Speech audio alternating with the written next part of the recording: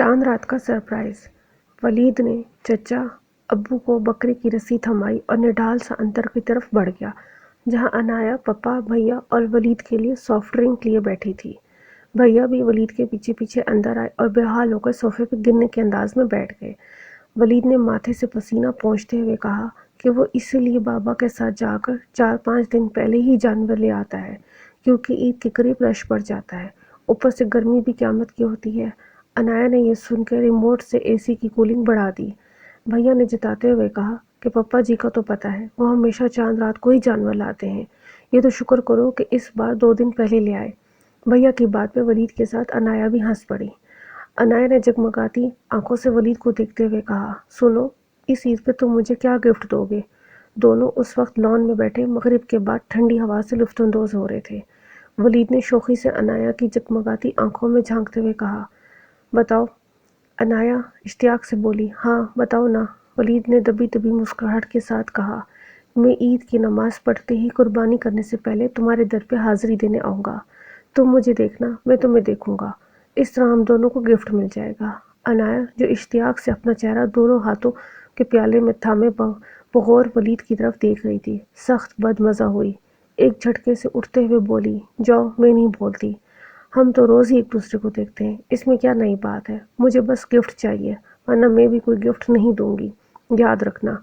वलीद खुलकर मुस्कुरा दिया और मखमूर अंदाज में बोला, फिक्र न करो, इस बार बहुत यूनिक गिफ्ट देने वाला हूँ। और खुदारा, अब ये ना पूछना कि कौन सा गिफ्ट, ये ना हो मेरा इरादा बदल जाए। ये कहते हुए वलीद गेट की तरफ चल दिया कि कुछ बैद ना था, अनाया के पास पड़ी कोई चीज़ इसकी खैरियत मालूम करने के लिए उठा लेती।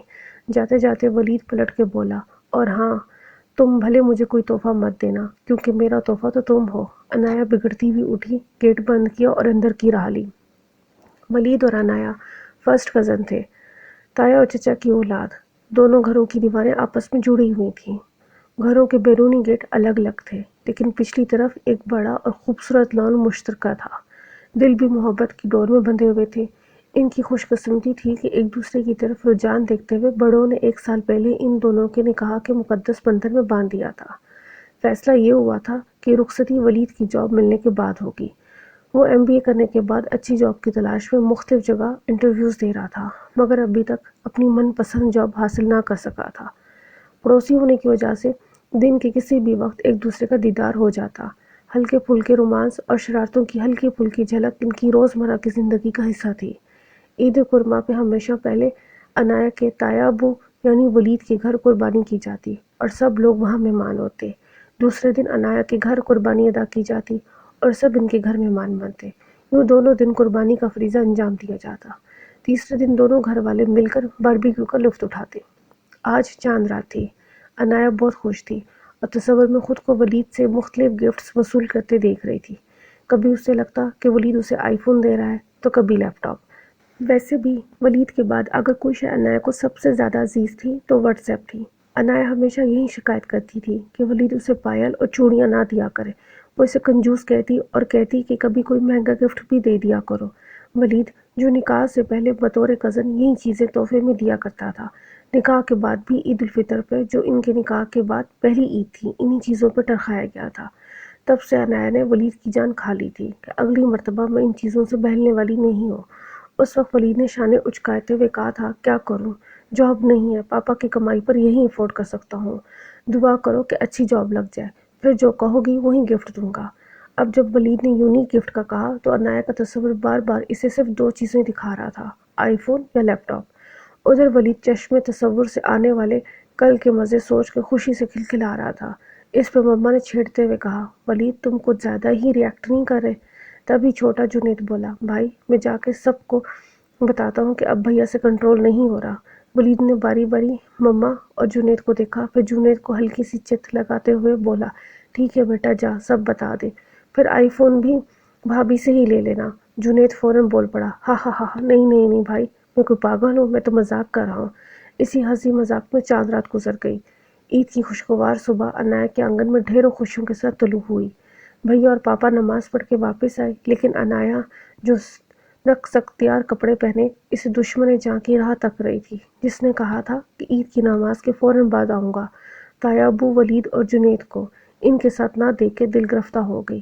عنایا دل ہی دل میں بڑبڑائی، کل چاند رات بھی ٹھیک سے بات نہیں کی اور آج عید والے دن بھی عید مبارک کہنے نہیں آیا، ہر جائی کہیں کا۔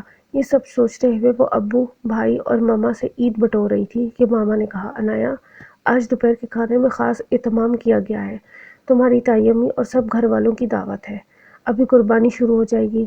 عنایا نے حیرت سے کہا، لیکن ماما پہلے تو ہم عید والے دن تائی اماں کے گھر جاتے ہیں اور پہلے تایا ابو قربانی کرتے ہیں، ہم تو کل قربانی کرتے ہیں نا۔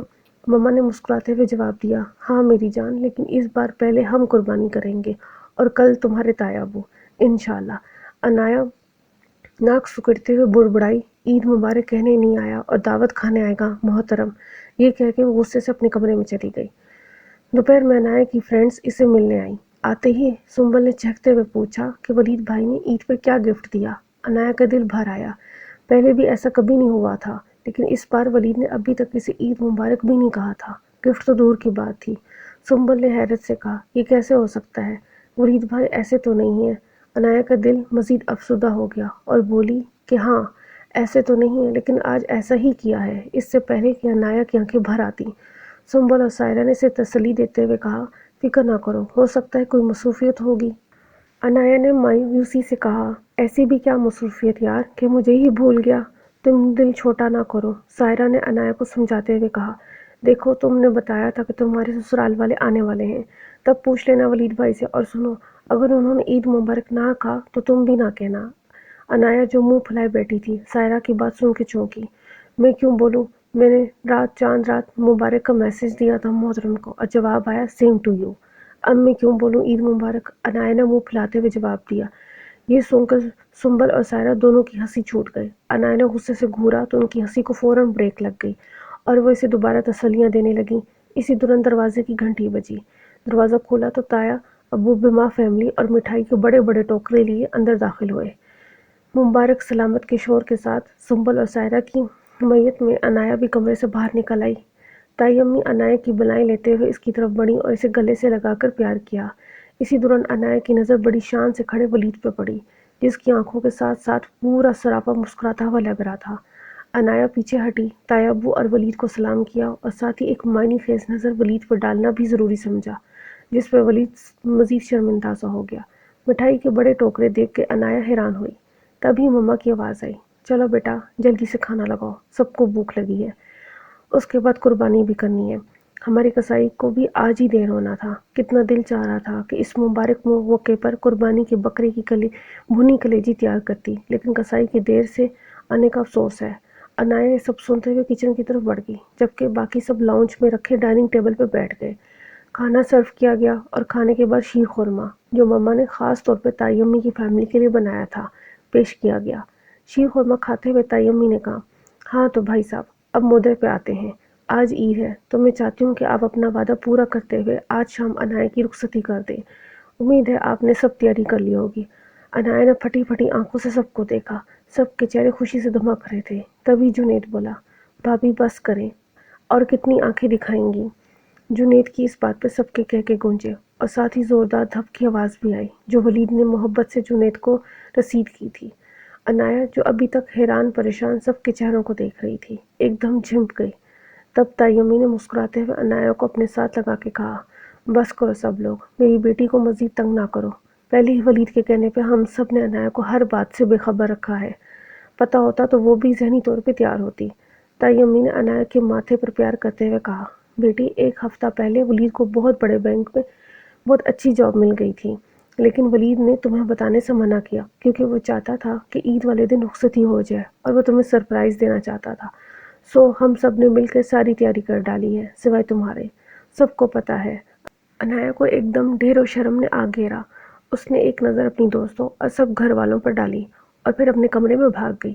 پیچھے پیچھے سائرہ اور سنبل بھی آئیں اور مذاق کرتے ہوئے اس کا ناک میں دم کر دیا کہ ولید بھائی یہ یا تو بڑے چھپے رستم نکلے، ایسا گفٹ دیا جس کا کوئی مول ہی نہیں۔ اسی اثنا میں دروازے کی طرف نظر پڑی تو ولید کو دیکھا جو اندر آ رہا تھا۔ سائرہ اور سنبل معنی خیزی سے عنایا کو دیکھتے ہوئے دروازے کی طرف بڑھ گئیں اور ولید نے ایک طرف ہو کے انہیں جانے کے لیے راستہ دیا۔ ولید نے اندر آ کے ایک بھرپور نظر عنایا پر ڈالی، جو بے وقت خوشی، غصے، ناراضی اور شرم کی مختلف کیفیات میں گھرے کھڑی تھی۔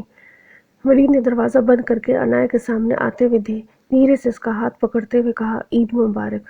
چند لمحوں کی خاموشی کے بعد آنسو بھری آنکھوں سے ہونٹوں کو کچلتے ہوئے انایا پر محبت بھرے انداز میں اظہار محبت کیا تو انایا کسمسا کر رہ گئی۔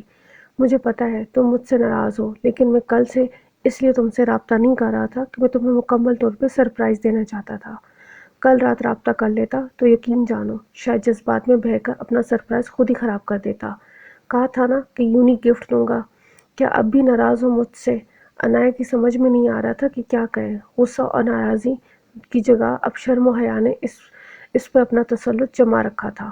بڑی مشکل سے اس نے اپنا سر نفی میں ہلایا تو ولید کو لگا کہ جیسے چاروں طرف پھول ہی پھول کھل گئے ہو۔ انایا کی کلائی تھام کر ایک خوبصورت گولڈ کا بریسلٹ بناتے ہوئے دھیرے سے انایا کے کانوں میں شہد الفاظ سے رس کھولنے لگا، یہ میری طرف سے عید کا دوسرا تحفہ تمہارے لیے، اور یقین جانو میرا تحفہ صرف تم ہو۔